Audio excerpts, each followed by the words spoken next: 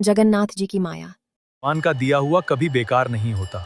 पुरी धाम में रहते थे दो मित्र, माधव और केशव। क्या हुआ माधव, तुम इतने शांत क्यों? एक को था भगवान जगन्नाथ पर अटूट विश्वास और दूसरे को था अपनी अक्ल पर घमंड। एक दिन मंदिर के बाहर एक बूढ़े ब्राह्मण ने दोनों की परीक्षा ली। माधव को सूखे नारियल की पोटली घर ले जाने को दी और केशव को जलता हुआ दिया। रास्ते में थककर माधव ने सोचा, इस सूखी नारियल की पोटली का मैं क्या करूं? उसने अपना चालाक दिमाग लगाया, पोटली केशव को दे दी और दिया खुद रख लिया। केशव ने घर पहुंचकर जगन्नाथ जी का नाम लिया और जैसे ही नारियल फोड़ा, हर नारियल में छुपा था प्रभु का आशीर्वाद। दूसरी ओर माधव का दिया बुझ गया और हाथ आया सिर्फ पछतावा।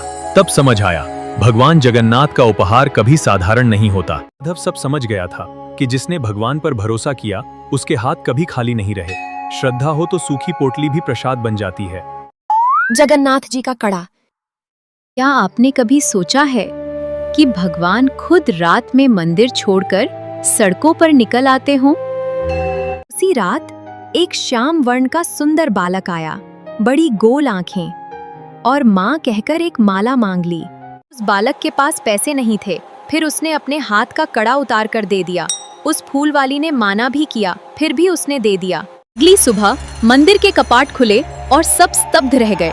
भगवान जगन्नाथ की मूर्ति से एक स्वर्ण कंगन गायब था। खोज करते करते वही कंगन मालिनी की झोपड़ी में मिला और एक भोली भक्त आरोपी बनाकर काल कोठरी में बंद कर दी गई।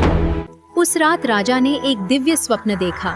स्वयं भगवान जगन्नाथ प्रकट हुए और मुस्कुराकर बोले, बूढ़ी औरत को मैंने ही हाथ का कड़ा दिया था, उसने कोई चोरी नहीं की। राजा को सच का ज्ञान हो चुका था। उसने बुढ़िया को काल कोठरी से बाहर निकाल दिया। उसने भगवान को खूब धन्यवाद दिया और वापस अपने काम में लग गई। कहानी पसंद आई हो तो हमारे चैनल को लाइक, सब्सक्राइब, फॉलो जरूर करें।